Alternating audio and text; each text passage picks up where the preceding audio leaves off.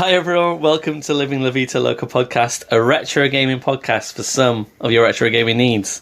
My name is Fazz. And I'm Rich. And we are here to talk about video games. Sorry, the start of the podcast was so... To talk about video games. Yeah, the start of the podcast went so smoothly that I was distracted by it almost, yeah. Do you want to do it again? I can always just throw in a random cadence or something. No, I'd rather just burp 7 up towards you. Yeah, and we'll just... There we go. Got it? Yeah, you got it. Yeah, cool. We're all good. Right, yeah, good. got that burp up. We're here to talk about video games, specifically one video game series. It's terrible. One video game series. Have you done this before? One video game series that is coming out as a feature film, and it is out, I think, now at the start of this podcast. Borderlands. So, I will fully admit, as you would always expect me to do, probably by this point of the podcast already, that I had never touched Borderlands before about... But what is a Borderlands? Yeah, exactly. Yeah. What is a Borderland? But I'm vitally aware that it's quite a popular game series, and it must be because they're making money out of a film, hopefully.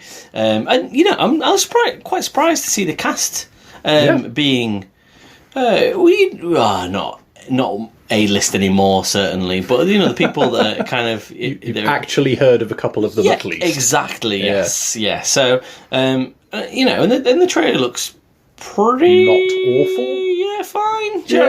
Yeah. So you know, and I think what made me want to play Borderlands wasn't necessarily that I want to go see the movie or anything. It was just almost that it came a time where in the zeitgeist, as was with Tomb Raider, I was a bit like, it's time for me to crack that nut and hit that shit and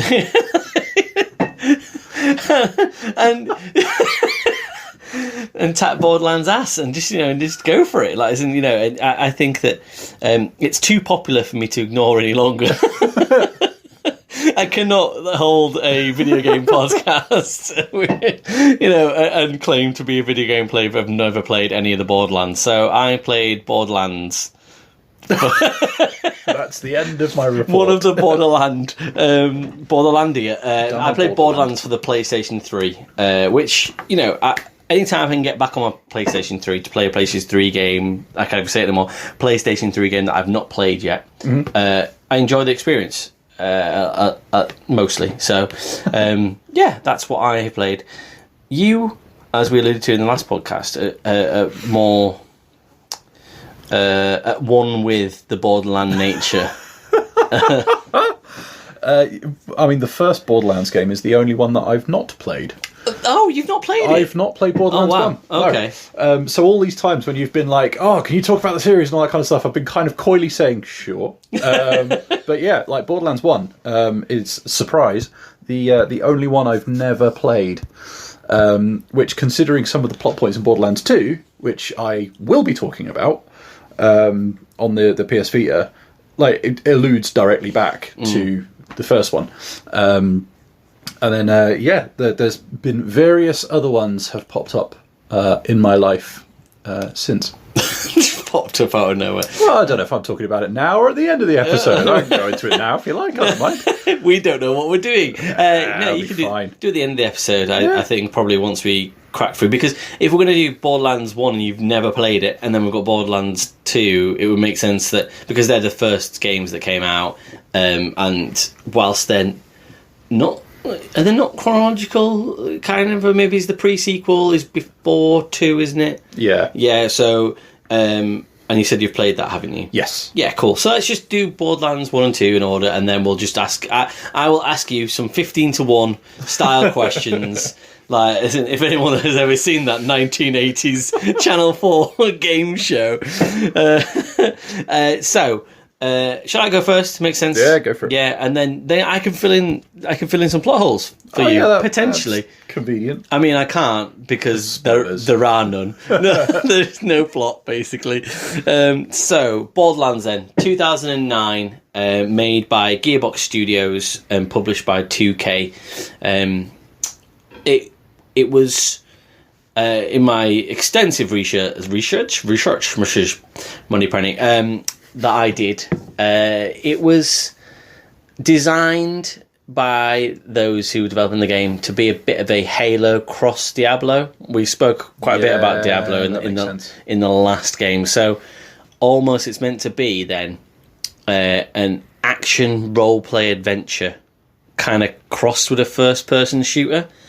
That sentence, when I wrote it in my notes and also just spoke it out loud, makes my skin crawl. Like, as in, like, that combination of things feels like a tough pill for me to swallow. Like, as in, it's not a first-person shooter.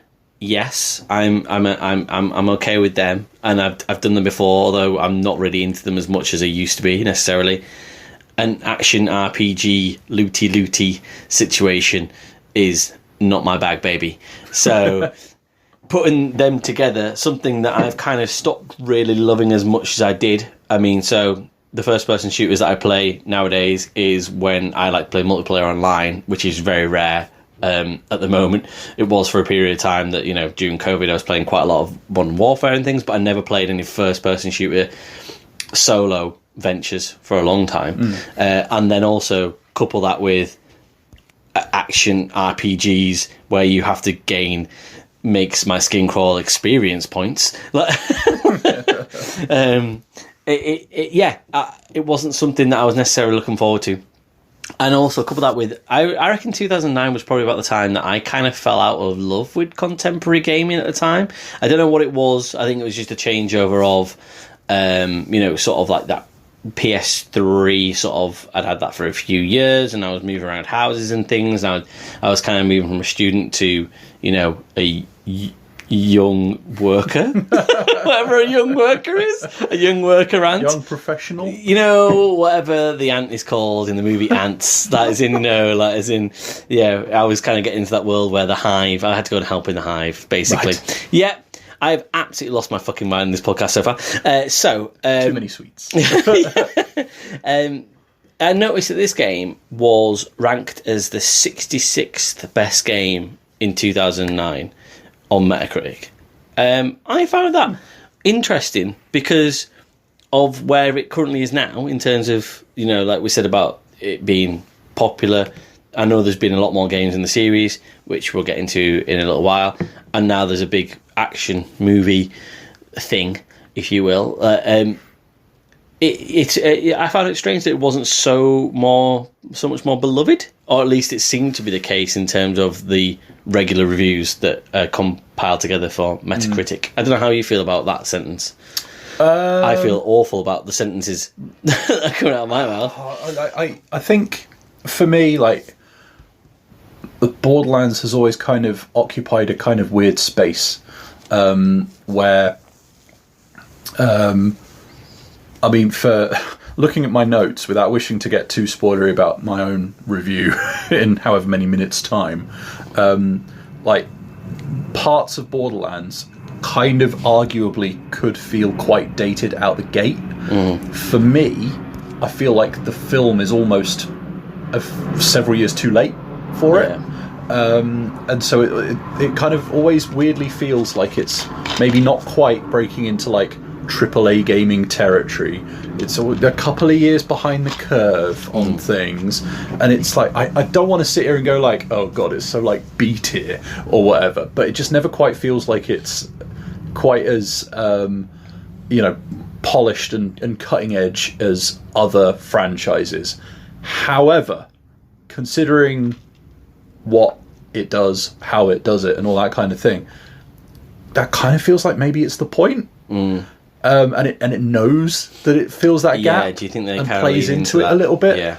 Okay. So yeah, it occupies a bit of a weird space for me. I would argue at the moment that it's possibly not quite as popular as it once was, but at the same time, I think one of the spin-offs, like the Tiny Tina one, I swear I saw somewhere that might be one of the biggest grossing entries. They're quite recent, aren't they, those ones? Those ones are, yeah. In which case, why aren't you making the Dungeons & Dragons style version of the Borderlands movie instead of basically the Borderlands 2 version of the movie? It's things like that where I look at some of the kind of decisions across the franchise and I'm just a bit like, I'm not sure I quite get that one.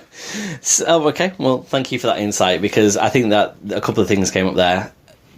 The very much being behind the curve and then wanting to be Halo cross Diablo.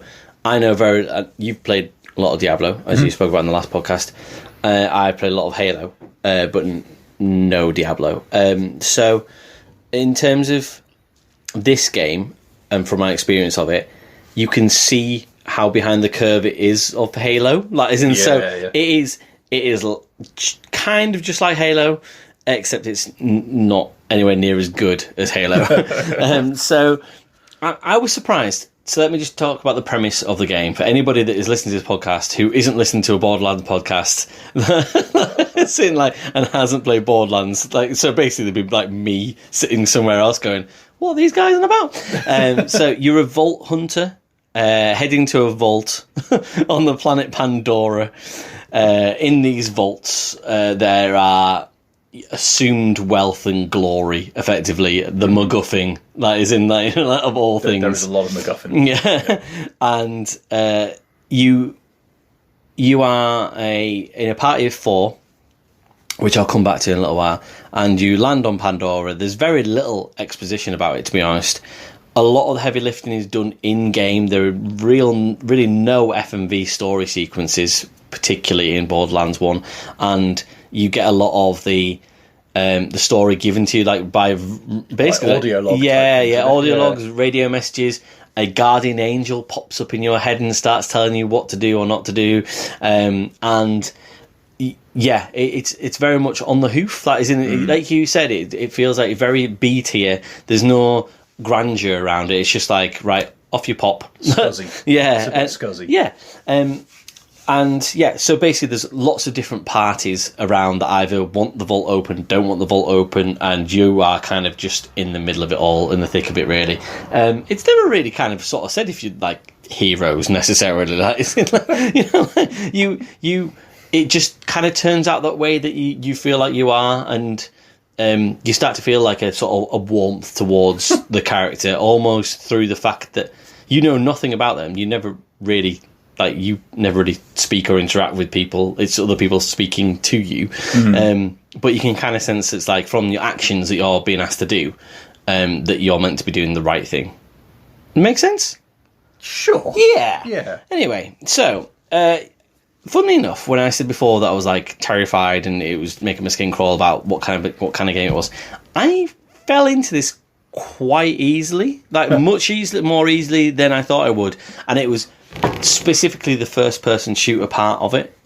Whilst, like I said, it is much lower quality than what you'd expect out of Halo, it's still that same sort of feel. That is, you have an area to explore.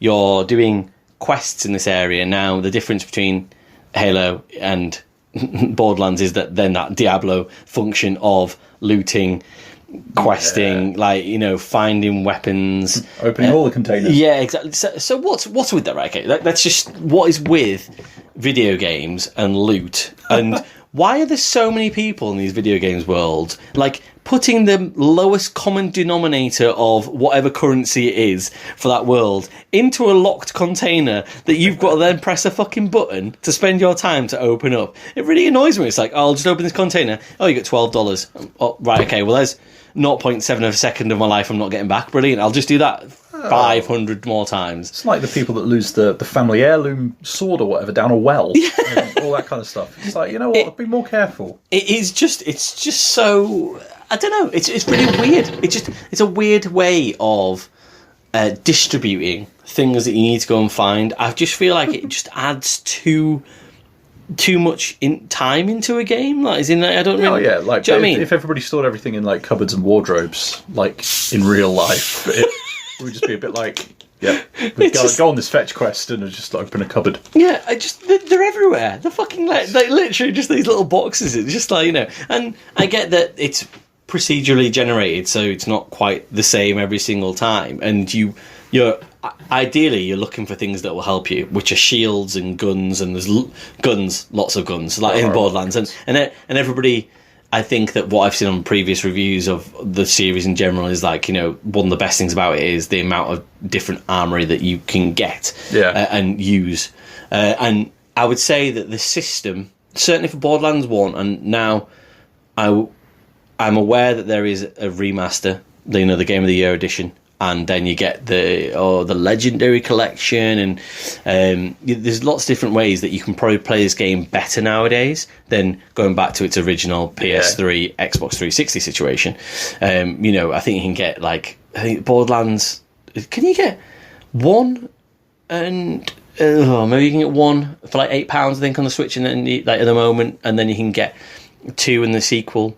Pre-sequel, sorry, even for like another £8 if you wanted to at the moment, and like that. And they are the remastered versions, or certainly the first one is, and you get a lot more quality of life with that. So from what I've heard, I've not heard a single person say from any subreddit board or anything that I've been on that basically you should go back and play the original Borderlands of this version. It should be that you play the 2019 version, which is this game with the nice quality of life added to it. Because didn't they do things like adding a map or something like that? From, so having a mini map. Borderlands 2 bits. And where I was going was to say that the armory and the guns is great. I think that it's easier on the remastered version to be able to swap around those things in the menus and stuff. Right. But it certainly feels like from the time and the version I played, that you can almost feel like it's a bit of a PC game, like you need a mouse to click onto the menus and stop the game, rather than it would have been better suited to that sort of way of playing, rather than actually being on a console where you've got to press start to go into it and get your guns and swap your guns into your sort of what you've got in your backpack and things, and it just really stunts. It's like, oh, you can only carry so many things, and it just feels like, and I get that that's realistic, but the game's in every other facet not realistic at all. So why is it suddenly saying that you can only carry so many things on your person when actually you've got 50 guns at your disposal, but actually, like, you can only really carry 3 guns and 4 med packs and whatever and stuff, and it just felt like sometimes they hadn't really thought everything through. And that was, you know, the looting example and the armory example, and almost the first person shooter example that I'd give would be, again, I'm just going to compare it to Halo because that's what they wanted to do when they developed the game. That is in, so all of you in Halo, you get a set number of enemies. Really, you don't really get that much variance of enemies. That is in, apart from, you know, spoiler alert, when the Flood come into it, that is in, then the game changes up and it becomes frenetic, and they do something to, I think they realised when they were developing Halo, they were like, right, okay, you've got grunts and you've got elites and you've got, you know, like all these other thunder bastards like kicking about and whatever the big guys with the guns are called, and it's like, so you do get a development of enemies, but there is a finite amount, and so then I think they kind of realised that and thought, then we're going to throw these motherfuckers at you, like, as in, you know, these things that just are relentless, and it's just like, it just changes the game halfway through and develops it and becomes even better. Borderlands, for me, of all the time I've ever played of it, and I got about 15 hours out of, so it was like, and I kind of looked it up in the walkthrough, and it was like, oh, you're kind of near the end and stuff, and that's why I seem to be getting rid of a lot of my games when I play them for the podcast. It's almost like getting towards the end and kind of going, what's going to push me over the edge to make me want to play the game all the way through? And that's going to kind of come into my scoring towards the end of the year, I think, because I'm thinking back to another game played recently, like The Quarry, for example, where like that kind of pushed me all the way through because it was like, you know, I was like invested in it. Whereas this, I was a bit like, ugh. And certainly when the Borderlands enemies, they're the exact same deal as Halo, kind of all just pretty much the same, and nothing really much changes apart from they just become bullet sponges. Like they just become more difficult because you just have to fire more weapons at them. So yeah, it just feels like it does. There are better games out there everywhere that do better things that Borderlands tries to do, and it just doesn't do as well as them. So I think it tries to be really clever, probably more for itself than for, you know, the people, actually the customers of using the game, how it tries to reuse its environments for different quests and things. So you've got these sort of arena environments where they're all very samey, like, as in, you know, I'd got through about sort of, I'd say, like I say, 75% of the main storyline, and all I was doing was pretty much going from different arenas to different arenas to different arenas. They're all kind of like arid deserts, pretty much. And I was assassinating somebody. That was like my job. It was like, I'll kill this bad guy who's the big bad guy in this area. I'll kill this guy who's the big bad guy in this area. And it was just the same thing over and over again. Like, as in, there was some variance on it. Like, as in, you know, where you get parts in the game where you've got to, like, you know, take out 4 enemy vehicles or whatever in your vehicle and stuff. There was some variation there, but I just didn't feel like there was enough. Like Fallout, for example, that is in like, enough character to the game, people you bump into and meet and things. That is in a lot of characters just weren't up to scratch for me. Like, as in, you know, it felt like every time I did something in this game, I was thinking about how another game did it better. Yes. That's exactly what I had with Star Wars. What was it? Fallen Exactly. Order? Yeah. Exactly. Yeah. So. You know, one of the things that, you know, one of the things that I dreaded at the start, and I've said this as well, is that I thought that gaining the experience would be something that I would dread because it's not something that I naturally want to do in a game. I don't like grind anymore. Like, as in, I don't think I ever really did, to be honest, either. Like, as in, but I found it really easy to come by experience in this. Mm-hmm. So it was almost like one of the real benefits of that being that first-person shoot was almost like you gained that experience, like, through more. How do I want to put it? More activities and more action than I would be used to when I think about a role-playing game gaining experience. Almost, if that makes sense. You're thinking not really.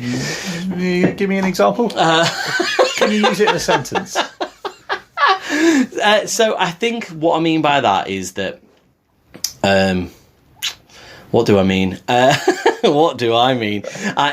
It's difficult for me to probably say because of the fact that a lot of it is probably what I think of role-playing games in general. Okay. That is in, so it almost, I guess that the EXP felt like it came from the main quest and doing what felt like major things, like go and assassinate, you know, this chap over here or whatever. Like, and it felt like you got a lot back for that. Whereas I would say that it feels like most RPGs, in my head certainly, do 50 side quests to kind of gather up the EXP. Okay, I don't know. It feels like more like farming. Whereas this felt like if you carry on with the main thrust of the game, you still have to do side quests, but the main thrust of the game is probably you could do that mostly. You know, the main storyline, and that would be enough for you to be able to gain that EXP. It didn't feel like I had to spend a lot of time around. Yeah, you didn't have to do the extra grind just to get through the main quest. Hopefully that makes a bit more sense. No, I think so, because I found, basically the reason I'm asking is that last time I found the opposite with Dungeon Hunter Alliance, and that was because it didn't feel like the level progression and the XP came fast enough. Right, okay. It felt more like a grind and like you needed to play it in multiplayer to make any real headway. So yeah. I'm probably casting aspersions a little bit on RPG games in general. I would argue maybe a little bit, yes. I do not care about that. I will cast them wherever I like a spell in an RPG game. So one thing that really annoyed me about this as well was that, and I might be completely wrong about this, but you've got 4 protagonists that you can use.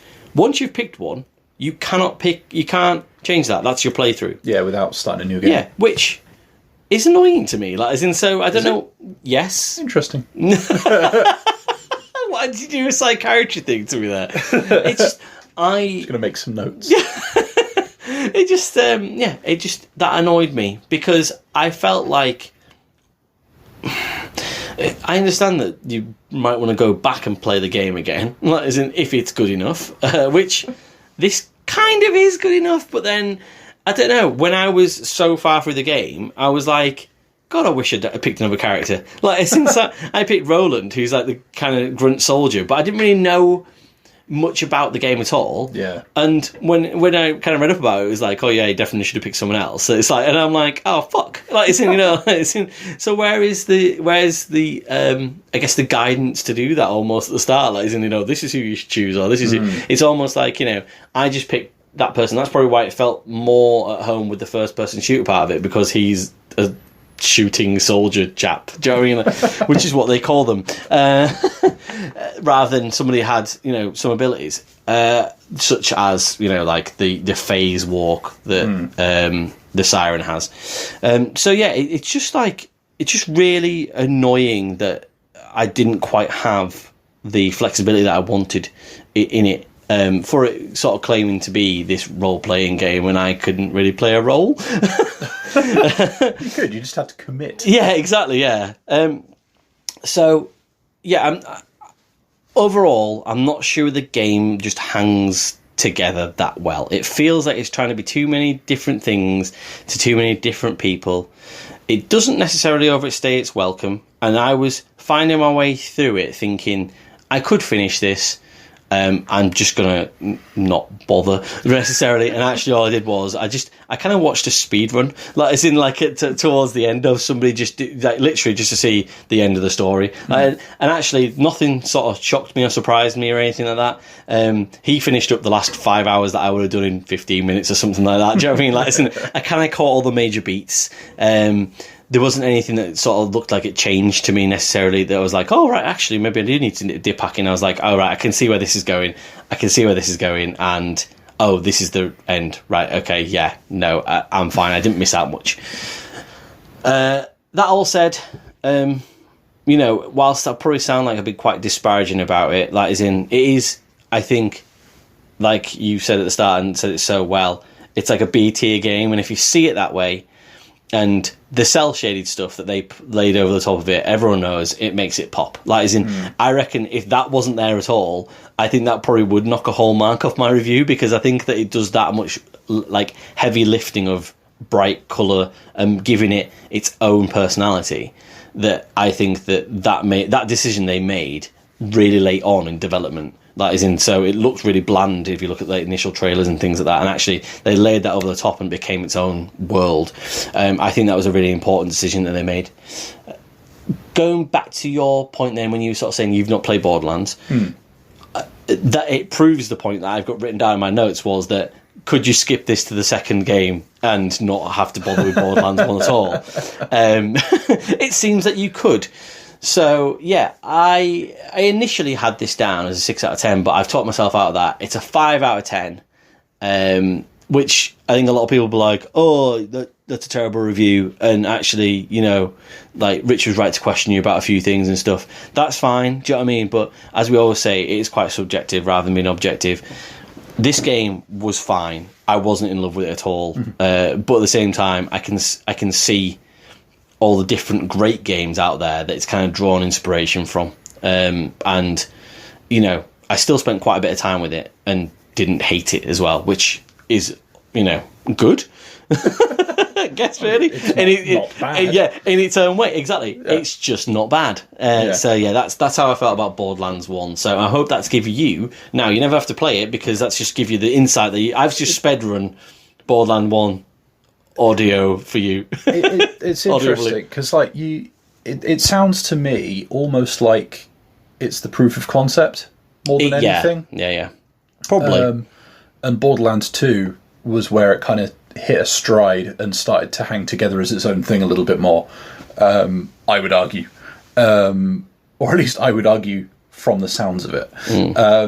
And because Borderlands 2, it definitely taps more into the kind of, we know we're B-movie, Mad Maxy kind of schlock kind of territory. Okay. And slaps on like a really charismatic villain with Handsome Jack and some pretty funny dialogue. Some dialogue that's aged pretty poorly, to be honest with you. And a lot of it was always written in that kind of like lol so random kind of way that was dated by the time the game came out anyway, which does terrify me for the movie, if I'm being honest. Well, yeah, I that was one thing I didn't mention about the first game, was that I'd heard that it was pretty like funny and fun, and I was just like, it was literally like rolling my eyes at kind of like, where I was like, is this the fun? This is the fun? Yeah, there's Borderlands 2, for my tuppence worth, like, treads a fine line. It doesn't always get it right, of course it doesn't, but it does a better job of it than, say, like Borderlands 3. I played a fair bit of, but I couldn't get into it because too many of the characters went the other side of that line, and where characters previously had been irritating but engaging. Some of the characters in Borderlands 3 were just annoying, including the villains. And I know that they were meant to be annoying, but they were like irredeemably, intensely annoying. Like, not even to motivate me to want to go and beat them annoying. They were just annoying. I just wanted to be somewhere else, and the incentive was not there for me to play the game in order to vanquish them. The incentive was there for me to turn the game off and not go back. It's like when you go down a social club or something, and like you maybe you've gone for a pint, and then you think, I'll just play a game of pool by myself, and then someone goes, oh, can I play? And like you've been overhearing at the bar at the far corner, and you think that guy's a wanker, and you're like, oh no, and it's like, oh, can I play? You're like, no. It's like, it's a 2-player game. No. Practicing. You're a bad enemy. So I know I said I would cover like bits of the series at the end. I'm going to flip that on the fly because I think from what you're saying, I think my review is going to make more sense, right? Cool. With the context. So, Borderlands 2 is the first game that me and my now wife played through cooperatively. And so, like, I will always have really fond memories of it. And this is something that you are going to have to bear in mind through the rest of this. And, like, we didn't really set out to play it because it's Borderlands. We set out to play it because it was on the PS4. We were huddled around the PS4 in her like basically one room flat in Walthamstow, and like what can we play same screen multiplayer on the PS4? Not a hell of a lot. Yeah, it turned out like there was so much stuff was going for online, whereas Borderlands 2. Yeah, you could actually play that. And she'd played a lot of Skyrim previously, and so we were looking for something that was kind of like an RPG. Yeah. Because that's definitely in her wheelhouse, that we could play at the same time. And yeah, at the time, options were reasonably limited. So Borderlands 2 sounded like it wasn't terrible, but would definitely scratch that itch. And we ploughed dozens of hours into that thing over the years. And we enjoyed it. It was a good time. And that led to us playing the pre-sequel as well.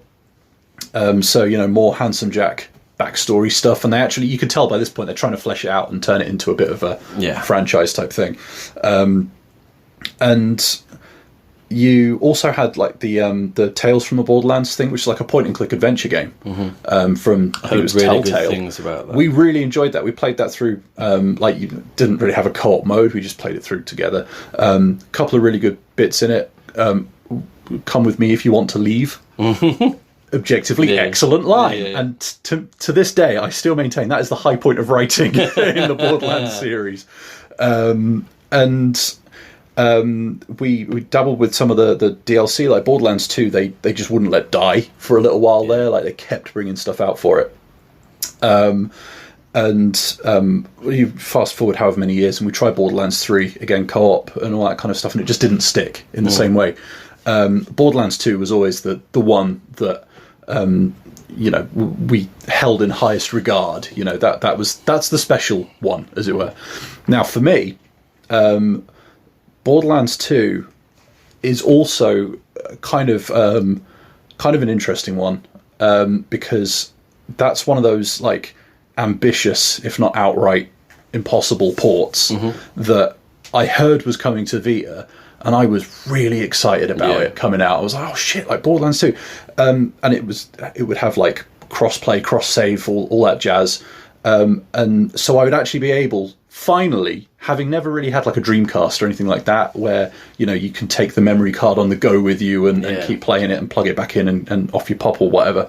With Borderlands 2 and a Vita and a PlayStation, I could finally sit and play it at home, upload a save, take it with me on the Vita, plow an extra couple of hours into it on a coach, and then play it at the other end as well. Like when I was visiting my wife and all that kind of stuff. So like, that was a big deal. Theoretically, sounds awesome. That was a big deal. And it worked. It did work. It did what it said. However, the port itself on the Vita has difficulties. It really, really does. So, I mean, it got a little bit of DLC. Not as much as the the PS4 version and all that kind of stuff, but enough that you'd have a couple of interesting class types that you could play with, and a couple of extra quests and stuff like that. However, between that and the need to put some pretty hefty patches on it meant that it would eat Vita memory cards like nobody's business. Wow. It needed a lot of storage. When it worked fine. Mm-hmm. The thing is, and I've said it a few times now, and I'm getting a bit sick of it, and it sounds like I've got a real I'm hell-bent on dragging this through the mud. The thing that lets it down is the Vita hardware again. It's an ambitious port. It's always going to look a bit ropey. It's always going to run a bit iffy. Borderlands 2 is inherently, at its core, a very hectic game. Mm-hmm. The frame rate fucking tanks sometimes. It's better than it used to be when it first came out. But between that and the tiny little control nubbins, you need a controller, and you need to be able to grip it hard because there's a lot going on.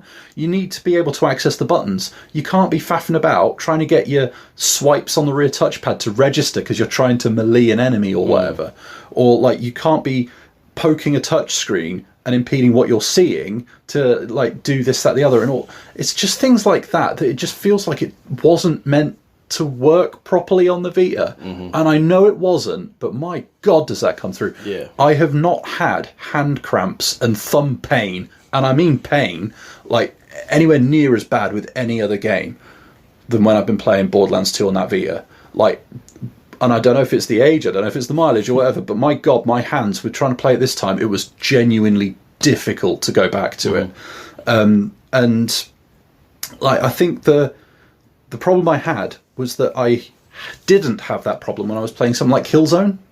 Okay. And I was sitting there trying to work out, am I just gripping too tight? Am I what am I doing? Why is this so difficult? And I think it is just because Killzone had a bit more of a considered pace. Yeah. It moved a bit slower. You could take your time. You were encouraged to use stealth.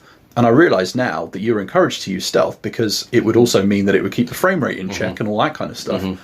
But it would mean that you could keep your hands comfy and move a bit slower. Yeah. Whereas Borderlands, you're reacting to stuff. You're keeping up with a lot of action, and that makes it difficult. It really does. I wonder what size game it is, on the home consoles compared to what it is on a Vita. Yeah, a Vita probably. How many gig can it really be? 4 or 5 max, maybe, or something like that. But it's just as I understand it, it needed a lot of patches to get it running as it does, and it doesn't run particularly well nowadays. It looks good to a point, but it's nothing compared to playing it on a PS4. Obviously not. How could it be? But you'd end up with enemies disappearing and stuff like that. It's not good. Do you think they were too brave in trying to achieve what you wanted them to achieve with the cross-play? And if they'd maybe have made a Tales of the Borderland for the Vita, do you know what I mean?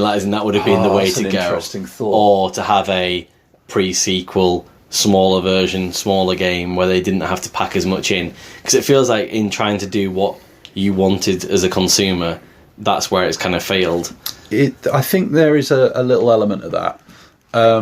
Sorry, I'm making it sound it might not have fully failed, but certain those aspects of it. No, I think it's an interesting thought, because had they looked at it and gone, oh, I don't know, and then changed tact a little bit, then sure, perhaps I could see how that might help it if they kind of tailored it to the system a little bit more. Mm-hmm. I think at the time what didn't help as well was the Vita never really feels like it had much of a killer app. And I think there were a lot of people that heard Borderlands 2 was possibly in the offing and were like, this could be it, guys. This could be it. I'm a bit of a sucker for ambitious, if not impossible, ports.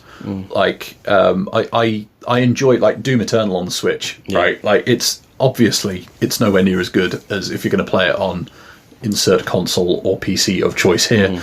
But I find something so endearing about the sheer ambition to try it. And same with this. There is something so endearing about the fact that someone looked at the humble old Vita and was like, you know what, I reckon we could give this a crack. Complete with cross-save and all that jazz.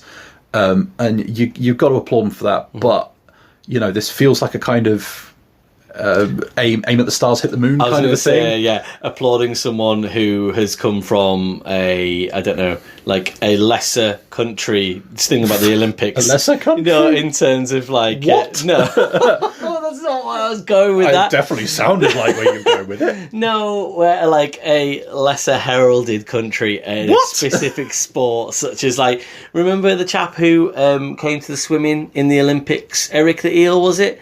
And I don't remember. No, and it was a chap, I can't remember what country he came from, and he came and he did like the 200 metres in swimming, and he was miles behind everybody else, like 100 metres behind, but everybody was stood there applauding him, thinking, this is fantastic, do you know what I mean, like that he's come to do this, like as in the ambition is turned great, up and gave it a go. do you know what I mean, the ambition is brilliant, but the execution, we all knew it was never going to be what it was going to be. Yeah, I think that's probably a reasonably accurate analogy, to be honest with you. And everybody knows the lesser country out there is the United States of America, so it's absolutely fair. So, yeah, I think it's a tricky one for me because, like, I've got a lot of fond memories of the PS4 version. That is not what I am reviewing here. You know, this is very much the sideshow. You know, and depending on the firefight you're in, the slideshow, I guess, would be the the smarmy joke to make here. But yeah, it's. I can't help but think that if they hadn't tried to port this, you know, would anybody else have had the stones to try and make, you know, a bunch of other impossible ports down the line or whatever? I also can't remember off the top of my head if Killzone Mercenary came out after this. I think it did. But, you know, that's the kind of thing that I can't help but think that maybe people looked at what happened to Borderlands and then went, ooh, shit, maybe we should try something a bit different here. So, you know, like, there's a lot to applaud, but my God, like, it's not a nice version of the game to play by any stretch, really. I will always have a soft spot for it, but, like, I'm umming and ahhing between a 2 or a 3 out of 10. Okay. This feels like the Call of Duty Ridge Racer situation where it's like... I mean, this is the thing. Look at these great games, not on the Vita, though. Don't look at them on the Vita. That's basically it. Yeah, that's basically it in a nutshell. And, you know, like, even just to look at it, compared to, you know, the bigger console versions and stuff like that, it is difficult to look at it and go, that is a nice looking game. At least Ridge Racer, you could look at it and go, that is a nice looking game. Yeah. It feels like they didn't really try and tailor it to the console it was on. You know, it wasn't tailored to the Vita's strengths or anything like that. And a lot of the control scheme feels crowbarred in, and it feels like the approach was to cram as much of Borderlands 2 in as possible, rather than, like you said, take the bits that worked, stick a different plot on it, and call it a spin-off. Yeah. You know, like Assassin's Creed Liberation did, and all that kind of stuff. Yeah. So, yeah, I'm going to give it a 3. Okay. But that is a sentimental 3. I think objectively, you are talking 2 if you're being generous. Okay. So, let's bring this around, because we'll probably get lynched for this podcast for people that listen to it and absolutely love Borderlands, because we've just given Borderlands 1 a 5 and Borderlands 2 on the Vita a 3.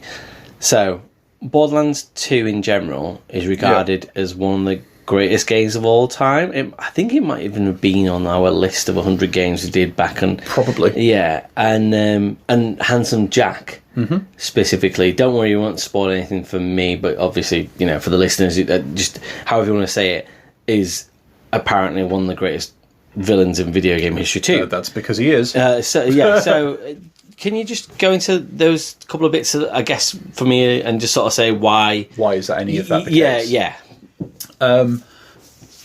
So if the villains in Borderlands 3 were so annoying I didn't want to play the game, Handsome Jack in Borderlands 2 is like, it's pantomime. He's a panto villain, right? It's campy, it's ridiculous, he's snide, he's sarcastic, he's violent and aggressive and all that bad stuff. But it taps into the same part of my brain that is having a great time when I'm watching a really good heel in wrestling. Yeah. You know, it's that same, like, I'm going to slag you all off until you find it fucking hilarious kind of approach. And there are a couple of great lines, and the way the dialogue is delivered is very, very good. There is something very engaging about him as a villain. And I think from what you were saying about Borderlands 1, with a lot of the plot coming over like audio logs and radio and all that kind of stuff, with Handsome Jack, I think they realised that if they're going to do that, that villain has got to be charismatic enough to carry the dialogue. And I think that was when they hit the nail on the head. They were like, yeah, this is the guy. This is how we're going to approach it. And I think with Borderlands 3, they missed that mark. And it just became annoying. Whereas Handsome Jack hits that sweet spot. Without Handsome Jack, Borderlands 2 is nowhere near as good. It's good. Yeah. Don't get me wrong. It is good. But I think a lot of what makes it great and elevates it is down to that one character. And I mean, like, I unfortunately could not resurrect my old save file for this. Okay. Because it would have meant that I'd had the same character on the go for at least 10 years. And his fingers are broken. Like, well, I mean, certainly, like, last time I played Borderlands 2, it would have been on my PS4, and it probably was only about a year ago, and I was still using the same character from back when, and I can't think of another game where I've kind of done that. That guy's been on the phone to his union, and he's like, "Oh man, it's been a long old fucking slog." But it's the kind of thing like you were saying about the only having the one character to use, on a given playthrough and all that kind of stuff, and the kind of bajillion gun combinations and things like that. I think Borderlands 2 was where they managed to work out what they were doing with Borderlands 1 and go like, okay, we tried that, it didn't really work. We tried this, that worked better. Let's just take that. And they filed off some of the rough edges. Yeah. When you get to the pre-sequel, you do get a bit more of the kind of Handsome Jack backstory, which, because of how engaging he is in 2, you are on board for the pre-sequel. I was just about to ask that is in, so another question, I know you haven't quite finished with Borderlands 2 and Handsome Jack, but at this juncture then, was the pre-sequel needed? Like, as in, and do you feel like it was worth having? Or was it something that you could have gone without, like, considering how good the characters meant, I don't want to waving around my comma hands, but it's supposed to be in Borderlands 2. I think I don't think it was needed. I think it was welcome. Okay. Because Handsome Jack is interesting. Like, you listen to him talk, and he's clearly an intelligent character. It's not mindless violence, and that's the case because there are plenty of characters in Borderlands 2 who are all about mindless violence. And so it kind of makes sense to be able to go back and see how his sort of ascension happened, if you like. And as well, they kind of took the opportunity to try a couple of different mechanics. So, like, you have a kind of lower gravity bit and all that kind of stuff. As a game, I didn't find it as entertaining as Borderlands 2. Like, there's kind of a bit of bloat there, like it's starting to do a bit too much with what's going on. Whereas Borderlands 2 for me always felt refined by comparison. But again, like, Jack kind of carries not the whole thing, but a lot of it. But you get some different and more interesting character classes to play as and things like that with different abilities and whatnot. So I mean, like, the credit where credit's due, they were experimenting and all that kind of thing. Borderlands 2, you do have quite a few of the characters from Borderlands 1 pop up as support characters and all that kind of stuff, and so there is that link, and that's not so much the case with the other ones.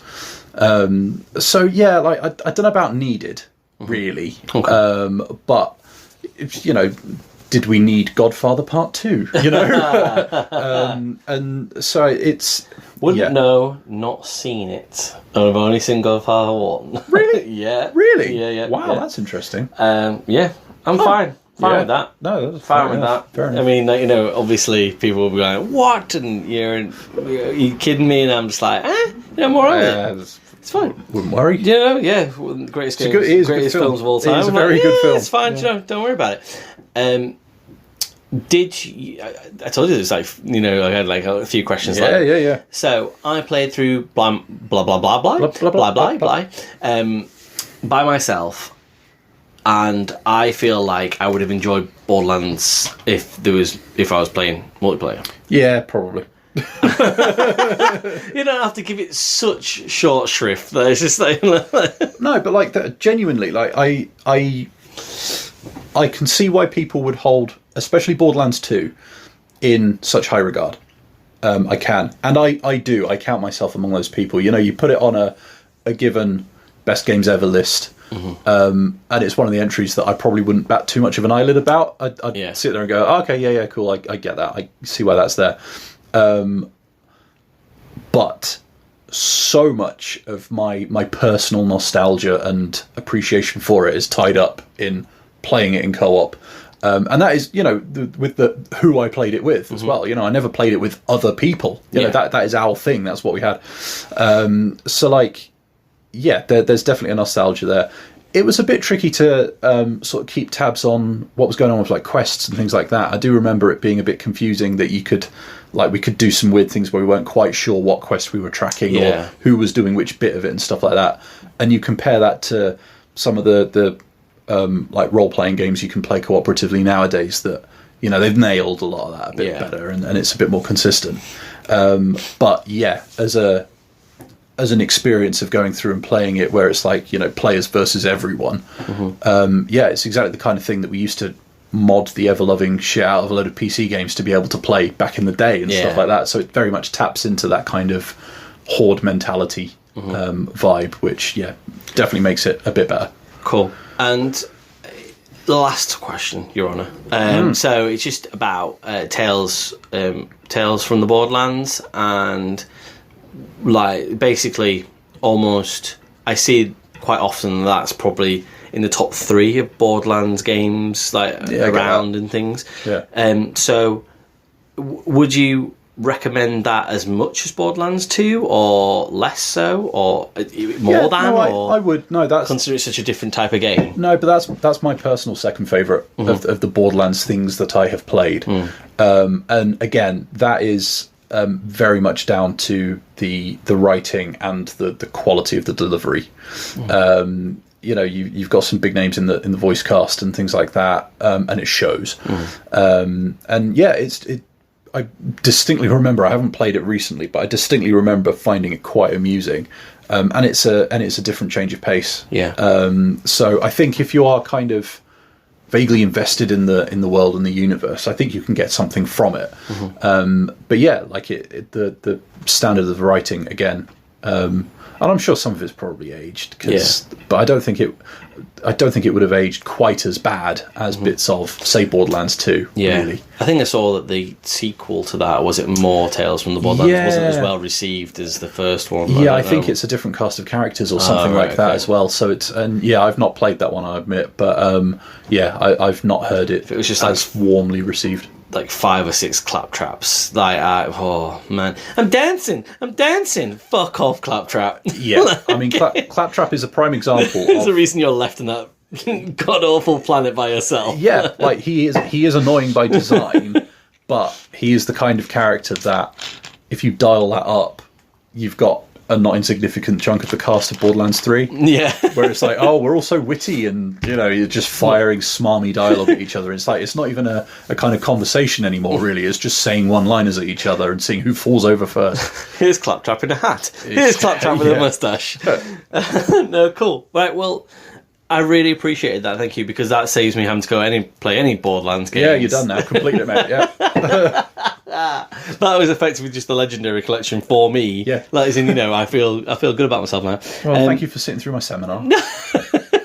I mean, it's like we don't whenever we give scores, and certainly last week podcast and this week podcast, for me, it's sort of giving like middle of the road scores, and we don't do that because we want to or anything like that. It's just that we always say, it sort of feels, and certainly when you gave, I think it's a real fair insight into how a game developer has tried and kind of failed in terms of when you say sort of 2/3 for Borderlands 2 to port it to the Vita. There won't be many other people saying that in 2024, and sort of, if you've got a Vita kicking around and things like that, actually what you're kind of saying is probably just play Borderlands on a home console and you'll have Borderlands 2, a better experience. So it was informative as a seminar, so it was useful. Good. I am sorry, United States of America. I feel like there's a few of you out there listen to us, and I really do quite like the United States of America, and it's no less fucked than our country is right now. So thumbs up to you guys, from the Borderlands. And thank you very much to everybody listening out there. We will see you guys, or you'll hear from us very soon. Cheers. Bye bye.